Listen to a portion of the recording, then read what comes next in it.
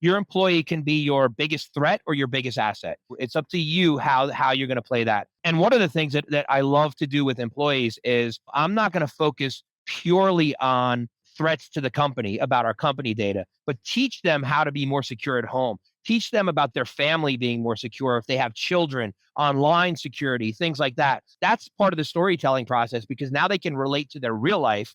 And then it just becomes a habit, and it becomes a good habit that they bring into the office. Yep, agreed. And I think that storytelling has become more of a topic of discussion for CISOs, or encouragement for CISOs, bringing in your peers, bringing in other executives, bringing in their teams. The idea of doing tabletop exercises, and I'm not talking 5 hours. I'm talking an hour a month, walking through a scenario. What would you do if? And just having people kind of understand the process.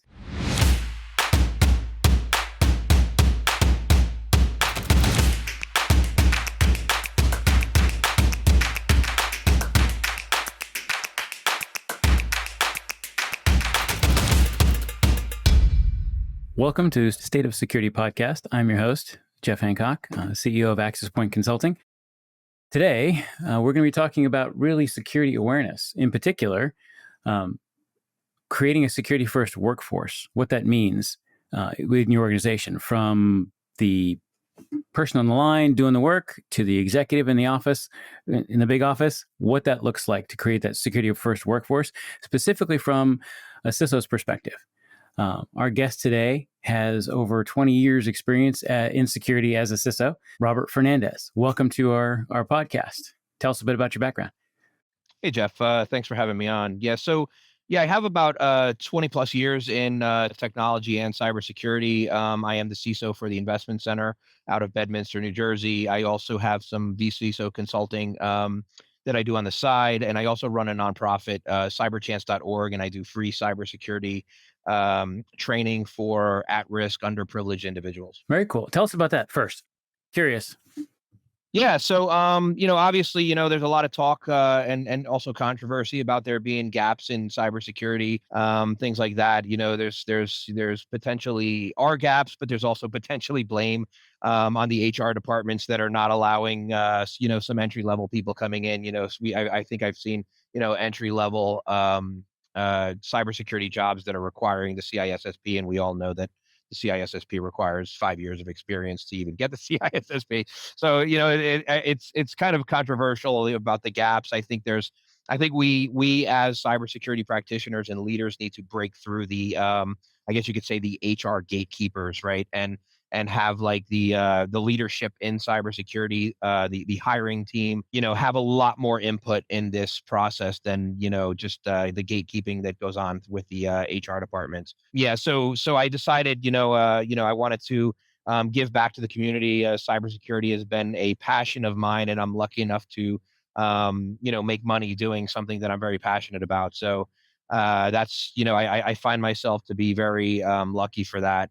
So I wanted to give back and kind of give access to people from inner cities that don't have access to this sort of education, and train them on cybersecurity. Work with businesses on the other side of the equation, and get them hired as for interns or entry level positions. Good. Yeah, that's a great idea, right? I mean, you're addressing an issue, a challenge.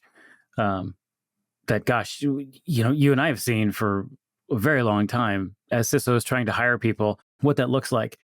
Does it mean somebody with, 20 years of security experience or 10 years of IT experience? Or does it mean an attorney who wants to get into cybersecurity, in particular, like forensics investigation?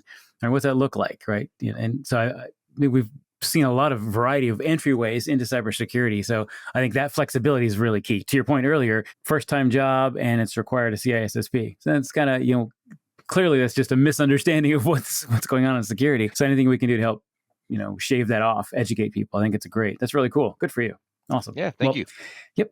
So today, creating that security aware culture from way back in the day when you'd get an email from legal saying, please don't pick up USB sticks in the parking lot and plug them into your laptop, or from the CIO for that matter. I remember that happening a few times, all the way to trying to make sure your vendors who have access to your network are security aware, right? And that's a big swath of different types of people.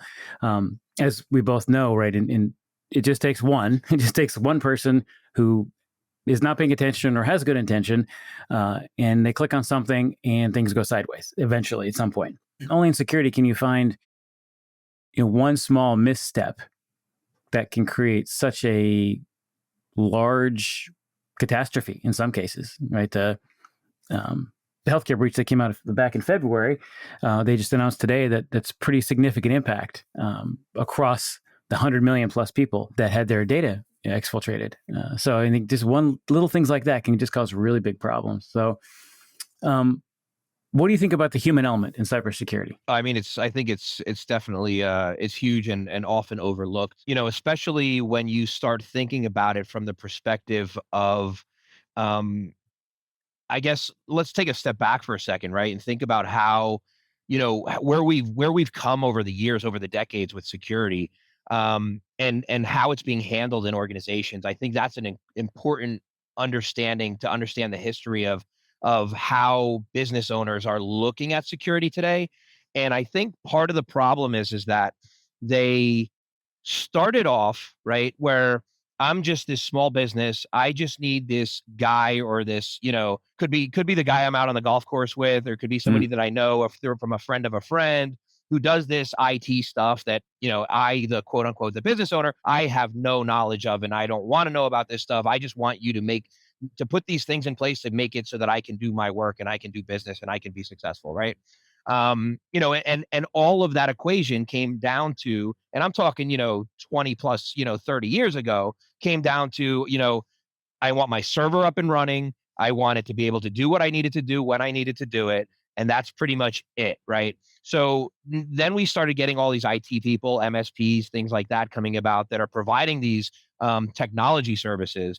And as we've progressed through the years, we started to hear more and more about the data breaches, right? So now all of a sudden, you got this business owner that doesn't know much about technology, doesn't know much, if anything, about security. And when they start seeing these things on the news about security and ransomware and all these, DDoS attacks and all these things going on, data exfil, and the biggest question that they start having is, am I secure? Am I secure today? And what do I need to do to be secure? But they don't have people in their life that are experienced security pros, right? So that's the biggest problem. So who do they go to? They go to their IT guy. Their IT guy, has this, let's just say, and they're all not the same. So I don't want to throw anybody under the bus here, but a lot of the security guys feel like they have to, quote unquote, fake it till you make it, or, they have to give the appearance to their, client that, yes, you're secure because we're not doing anything wrong. Don't blame us. Like they don't want the client to come back and say,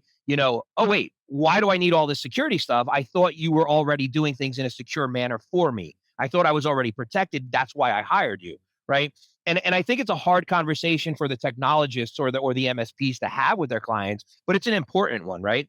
And I think that that's part of the approach. Like, me personally, if I'm a CISO and I'm using an MSP or a technologist, they're probably one of my biggest risks. You brought up third party risk, right? They're yep. probably one of my biggest risks because they have RMM tools that are outreaching to all my devices, all my servers, all my cloud services, depending on the scope of what they're doing for you. But, they have, generally speaking, high admin access to a lot of your systems because you need them to do that for, upkeep and maintenance and things like that, right? So, so it's an important conversation. And if you're with an MSP and you're listening to this, you should really take that into consideration because, you need to be honest with your clients and say, you know what?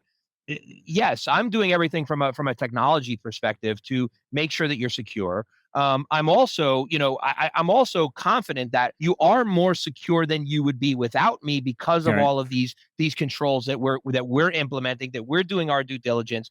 Mhm. However, security is a bigger picture thing, right? And going back to your point about, the human aspect of it, I think the human aspect of it, a technologist isn't going to deal with that. And most technologists I know, they're not really good with other humans, right? A lot of them like to, yeah, a lot of them like to stay in the server room. They like to kind of be on their own. They're kind of, recluse type people, right? And they're, like what we would call the nerds, right? And there's nothing wrong with that, right? That we need those people to do the things that we need them to do, right? But in the world that we live in, because so many data breaches are because of, human error, whether it's a misconfiguration, and like you said earlier, well intentioned, not even Mhm. malicious, just a mistake, one little mistake, one configuration, one, public bucket where, an AWS bucket is open to the public, and the person that spun it up doesn't realize that, the configuration and the settings are wrong. Or clicking on the links in the emails, right? We all know about the phishing emails and things like that, social engineering attacks, things like that. So the human element is a huge aspect. I mean, it could be from the technical human that's, configuring the firewall, to the receptionist, to the executive, to the accountant, right? There's so many people that can make so many different types of human mistakes across the way. And like you said, it could be that one little mistake that can lead to a humongous data breach. Agreed. So, what have you seen? What misconception have you seen around cybersecurity and organizations that, if you were sitting across the table from a CEO or a CIO or CFO, what would you identify as a key misconception that you've seen that organizations Well, have about it? So, yeah, I think I would say that the biggest misconception is exactly what I just mentioned about technology. Too many executives, boards, whether it's a board, whether it's an executive, whether it's a CEO, whether it's a mhm, founder, co-founder, they're too detached from the process. And they leave the security up to the technical team because we're going to implement firewalls, we're going to implement controls, access lists, we're doing all these things, right? We're going to implement MFA, right? And it's usually the technologist, it is the technologist to do those things. However, that creates a huge misconception. And it kind of goes back to what I was saying too about, the old days when, you just needed technology to work. And now yep, you need technology to work and to be secure without putting roadblocks in the way of operations from being able to do their job, right? So so that's where we're at today. And we're in a place where you can understand where the business owner, is still in that old school mindset that their technology person is going to be the guy that's doing all the things for them. But you got to understand, like you and I come from the same background, so we understand that cybersecurity is much more about that. And even if your technology guy is very well versed in security and knows his stuff, you still need that extra set of eyes, right? You need to be able to audit to make sure that you don't have this single point of failure and you don't have this insider threat or even just a mistake like we talked about earlier. But also, I think the biggest misconception is that cybersecurity is purely about technology risks, and that's could be further from the truth because cybersecurity is everything about business risk. I mean, as well as I know, you do a business impact assessment. You understand where the crown jewels are, what's of value to the company, how harmful would it be if this stuff got either leaked out or got is not available for clients to use. So we're talking about the availability issue, right? So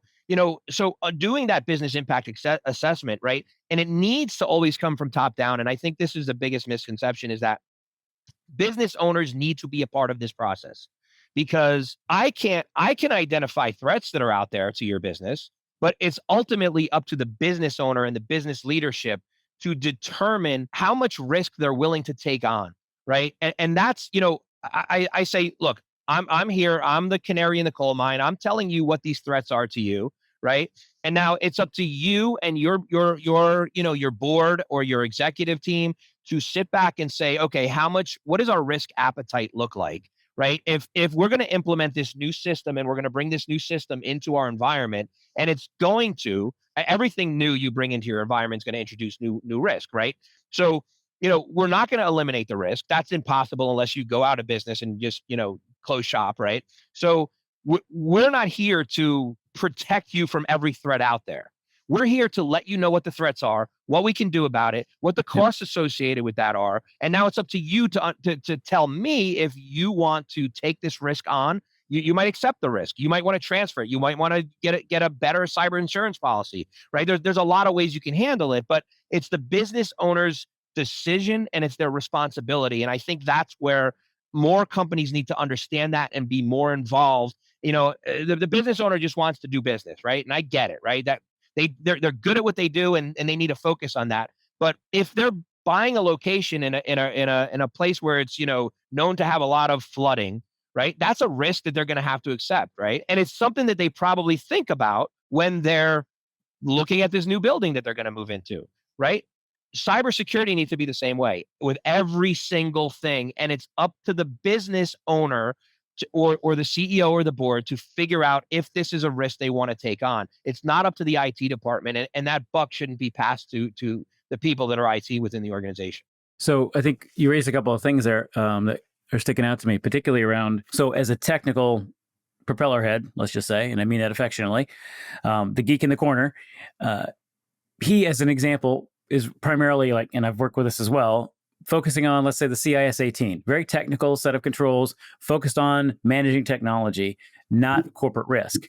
That's good and important and necessary because that creates a battle rhythm, that creates an expertise, that creates those backstops for security and IT. But then also there needs to be that, to your point, business conversation, business risk management. In that case, the NIST CSF is a good one of many, but it's a good example that's not technical, but you can present that to your board and say, from governing security, here's what we're doing. From identifying risks, here's what we're doing. And it's a non-technical way to have that conversation, to your point.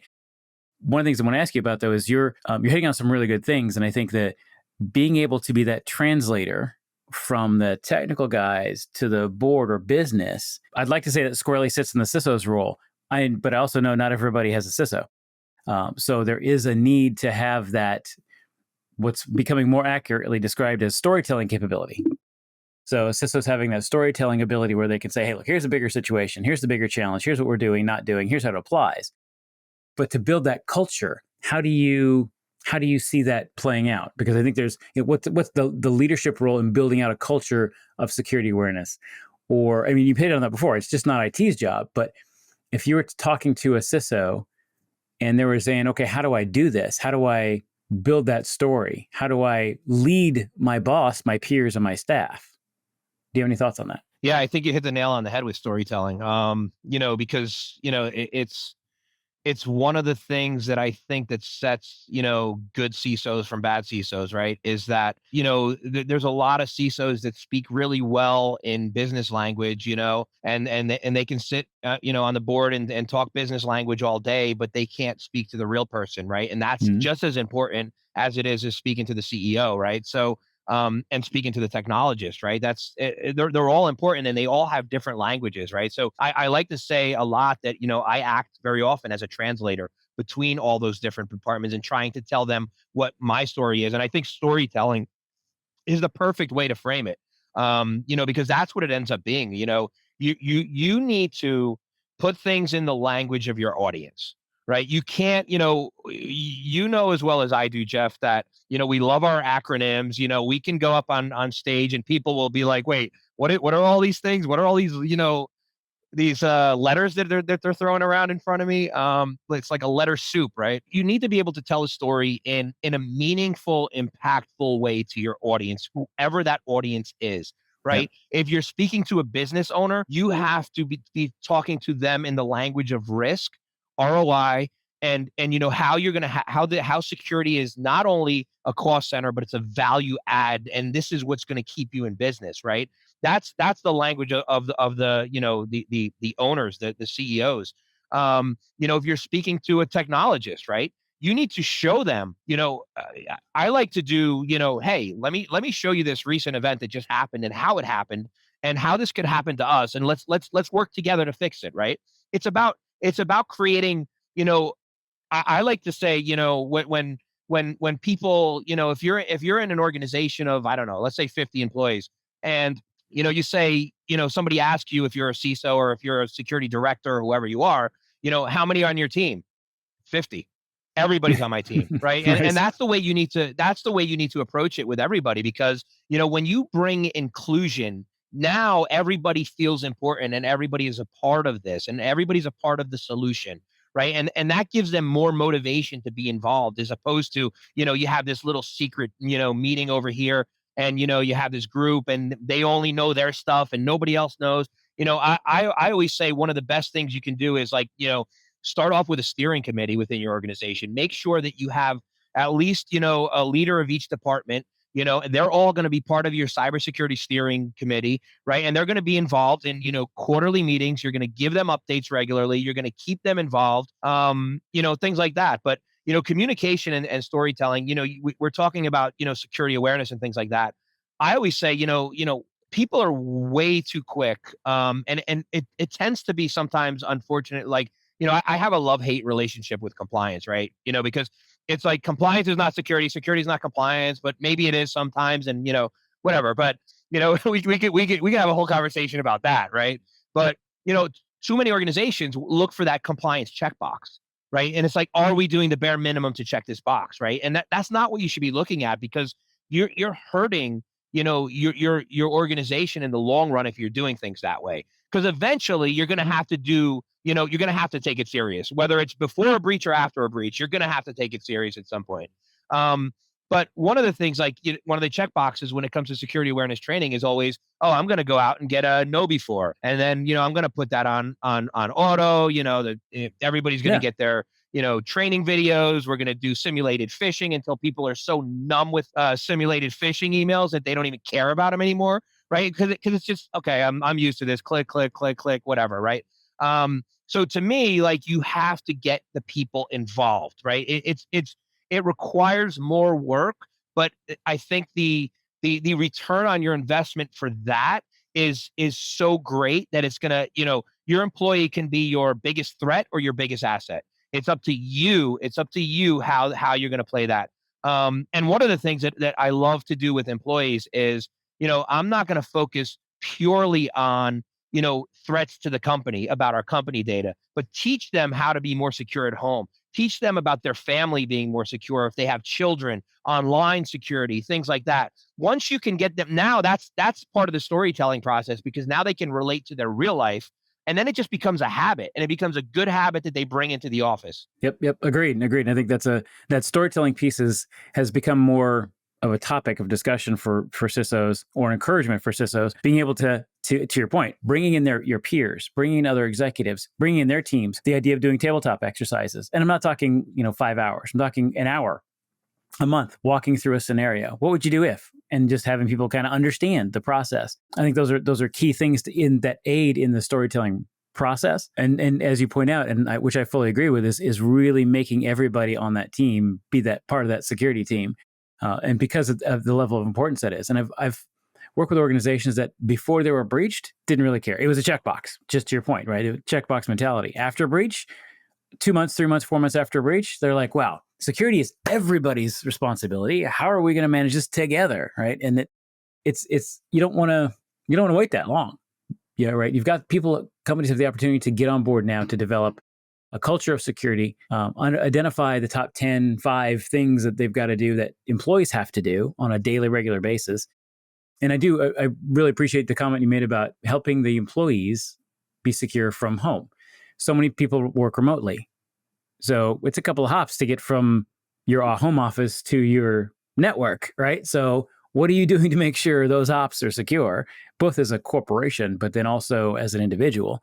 What are you doing to make that work, right? And I think those are really key and important points. So Yeah, and I think that's even more an important point today, with so many people working remote or hybrid or working from home, right? I mean, how many organizations really take into account, that, we don't know what's on that network. We don't know what's going on at that when that user is working from home. Even if you have, I mean, if you're lucky enough to have, I mean, BYOD is like, I think it should put the fear in every single CISO out there. right. Yep. But if even if you do have, company, managed devices that are given to employees, and you have your tooling on it, your security is set up on it, but now you're still, you don't know if somebody's walking in the room, you don't know if somebody's seeing something on a screen, right? There's so many different components to working from home that need to be considered, before allowing it, and being able to protect it properly. Like, am I connecting, is this user connecting to their Wi-Fi, which we know they're not securing their network at home? All right. How Exactly. many end users really are, unless you're somebody like you or me. All right. Yeah. Agreed. So I mean, Yep. it's definitely, so I think now translating awareness training to your home and your children and things like that even more important than it ever was. Segmentation of your network, right? Put your kids on their own segment. Your work one should be isolated from everybody else. Things like that. But a lot of people aren't doing that. But you need to give them the knowledge and the assistance and help to be able to do that. I agree, and that's the unique thing about the CISO role is it touches so many other elements of business. Obviously, as you know, it wears people out, right? I mean, CISOs, they're constantly on call and constantly in need. So being able to take that down to like a bit more practical level, right? How can training, let's just say, how can training be more relevant and engaging for non-technical people? That's the tough part, right? Because we can go back to the compliance checkbox of using something like a no before or something like that, right? Mm-hmm. I think that those sorts of tools definitely have their place. But I like to think that they're more like maybe 25% of what you need to do for security awareness training in your organization. I think the biggest thing that you can do in your organization for security awareness is walk the walk. Don't just talk the talk. Don't just put out your policies. It needs to be seen, right? People don't, words are just words when it comes down to it, right? If Yep. it's the Yep. actions, right? So if you're a leader, whether you're a CEO, whether you're a department leader, you need to be talking about that in your everyday conversations with your employees, and you need to be teaching them about these things. And hey, did you hear? Like you said, the storytelling. I love that.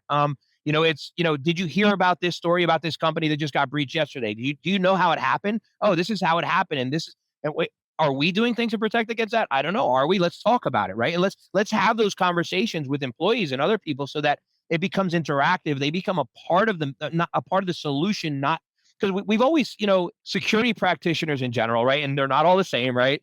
Yeah. I've Yeah. always, the user is your worst problem. The user is your enemy. Yeah. It's this big Yeah. focus on it's your fault, it's not ours, right? But we have to take a lot of that responsibility too, because we need to teach that and we need to nurture that, right? So if you don't want them to be a part of the problem, make them the part of the solution, right? And then that counteracts that issue that you're dealing with. You're always going to have people that are still going to be sloppy and still going to do things. That's why we have our controls in place, our layer defense. That's why we have all these things set up. But if you include them in a lot of your training, in your exercises, in your story, like you said, the tabletop exercises. I mean, that's Yeah. great. Have one with the entire organization. Instead of you do your DR tests, you bring in your critical users and DR tests. Do that in a tabletop exercise. Do that where create a scenario where the receptionist comes in and sees something suspicious. What do you do, right? And you walk them through that, right? We all know that muscle memory is the best thing when it comes to Yeah. incident response. So you want your users to be those first people because they're the first ones that are going to experience it 9 times out of 10. Right? Unless we're getting an alert in a SOC, they're going to usually be the first line of defense. So we want them to know how to react. And the only way they're going to know how to react is by practicing it. So Yep. Yep. keep them involved and you're going to have some of the most loyal people and the most efficient people on your team if you can do that. I agree. I think that those are great points. I think the challenge with, like, on one side, you've got the executives who want to treat it as compliance-based checkbox. You've got your staff who's running around trying to implement, manage control sets and configurations and run the security program. And at the same time, you've got users who are one of the biggest areas of risk and can also be the biggest area of support.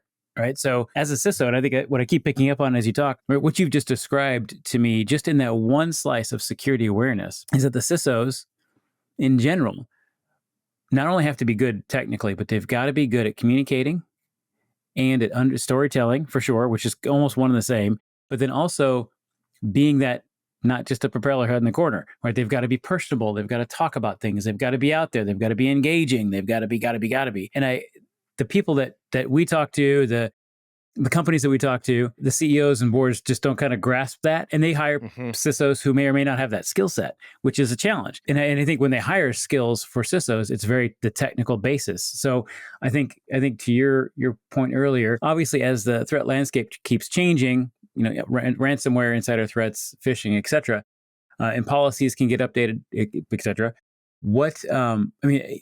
Being able to, that's the technical, functional, operational side, but being able to create and design a program that fits your culture what would be two things that you think of or you've seen or experienced that people need to think about when it comes to how do I build that culture?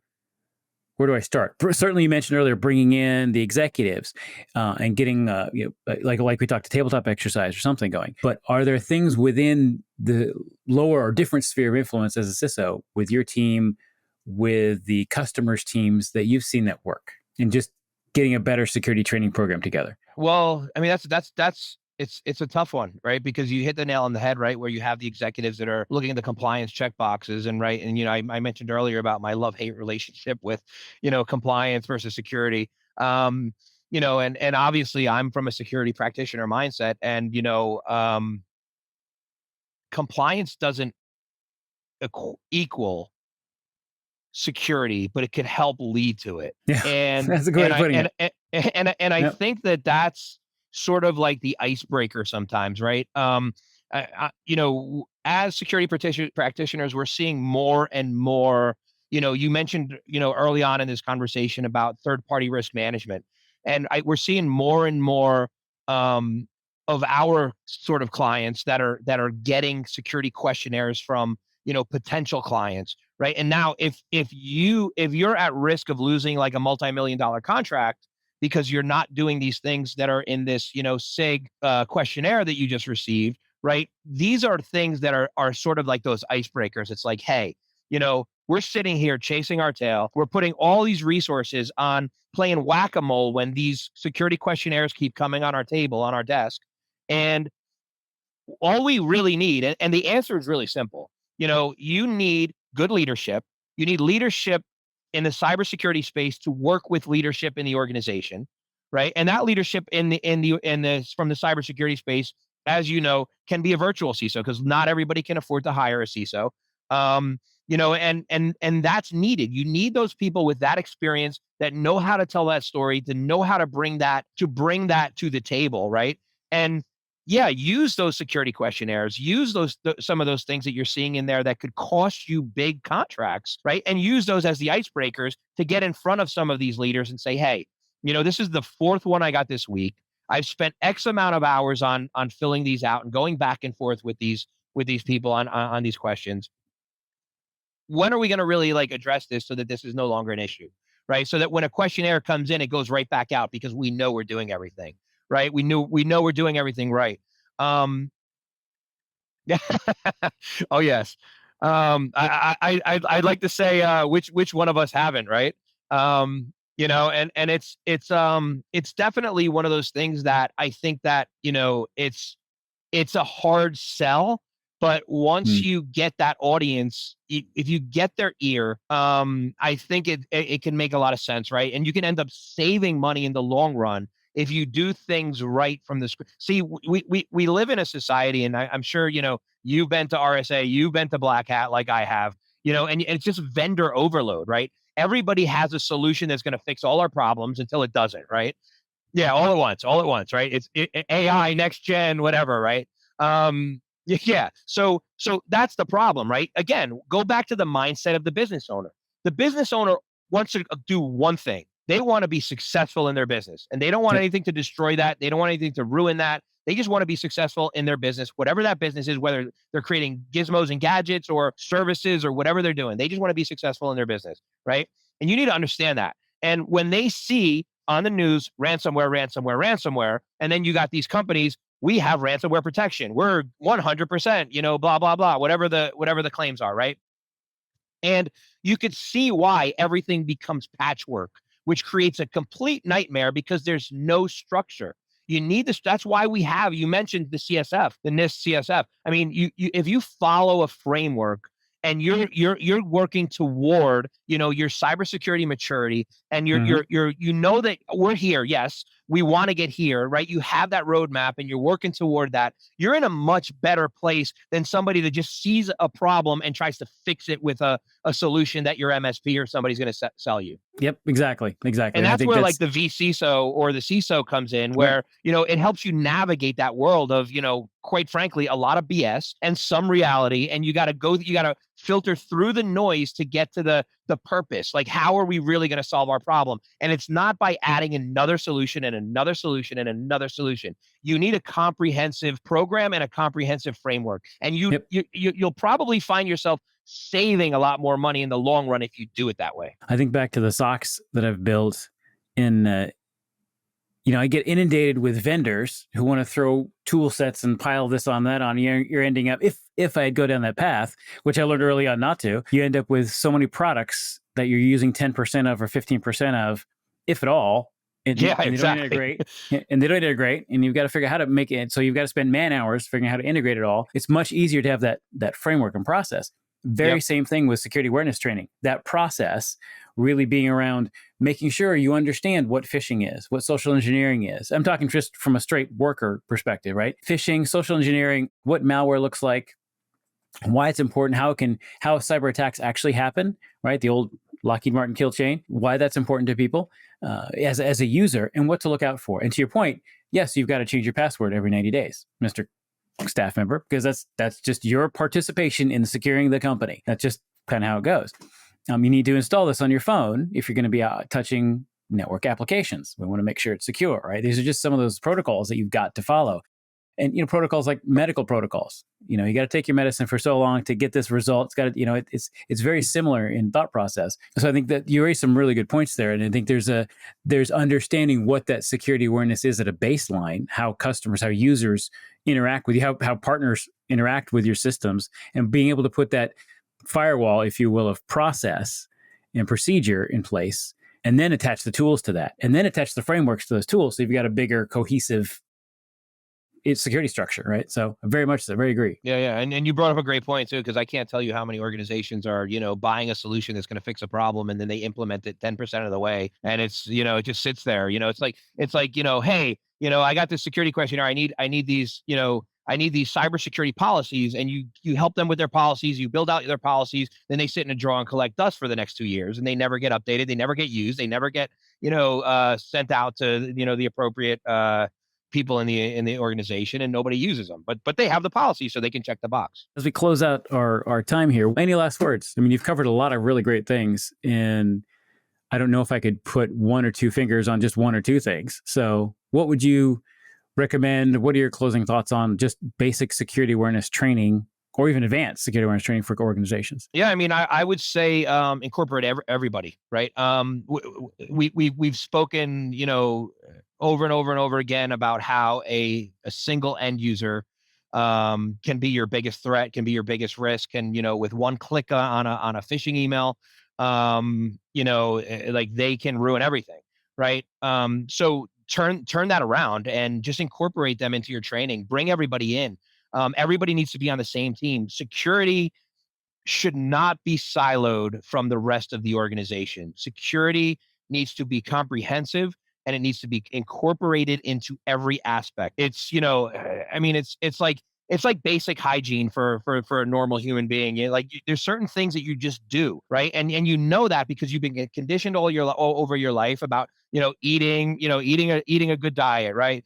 Taking a shower, all these are brushing your teeth, right? Like you said, if there's medical care, things like that, right? We all know these things, right? This security is, for whatever reason, it's like, I think I know what reason, but it's for whatever reason, it's often siloed out, right? And Yep. I think that it's Yep. often siloed out because people that are in positions like you and I are in are not telling those stories properly, and we're not communicating properly. And we need to do better first in order for them to do better, right? But business owners need to understand that cybersecurity is business risk. It's not technical risk only. Technical risk is just a small part of what cybersecurity is. And Agreed. we need to be in the boardrooms with you. We need to be sitting there having conversations with you. We don't need to be with your IT manager. Like, yes, he needs to be in the conversation as well, but we need to have conversations with you because we need to understand your risk appetite. You need to understand what risks are going to affect you and how much they're going to affect you. And those are some of the things that I think are really important. Like educating the executives first, the leadership first, right? And then including all of the employees as part of your cybersecurity team. Bring them in. We need to be together. It's like, I feel like we do a disservice by, having everything so siloed where one team doesn't try. And this is obviously more prominent in bigger organizations than it is in smaller ones. Yeah, but everything being siloed, like the security needs to be around everything, right? If there is silos in an organization, security needs to we need to have our tentacles, so to speak, Right. into Everywhere. everything because Mhm. and employees need to be trained on it and they need to believe in it. The only way they're going to believe in it is if you tell them the right stories, you get them to buy into it, and now they're on your team because hey, I'm doing something good here. I'm contributing. And Yep. and it needs to be as part of their, just their daily, you want to teach them how to use Excel, teach them about security threats. Right. Exactly. And Fully agree. never I think one of the big takeaways is like, there's never going to be a one size fits all solution. So using something like know before and saying that you're training your employees, I think you're giving them some training, but I don't think you're reinforcing it. And I don't think you're making it comprehensive and widespread throughout the organization. Those are great points. I think there's a lot there, and I think it's that initial leadership perspective, like the CISO is taking that leadership role and really running their security practice as a business. You're there to secure the business risk and identify the business risk that needs to be vetted, designed, and either accepted or bought off on in some degree. So really good points. Really good points. Well, thank you for your time today. This has been great. Yeah, Really thank you. appreciate your feedback. Yeah, it's been really good. So thank you everyone for joining us on the State of Security podcast. Again, I'm your host, Jeff Hancock. If you have any questions, comments, please let us know. Email us at accesspointconsulting.com. Let us know what you think. Robert, thanks again. Appreciate it. Thank you.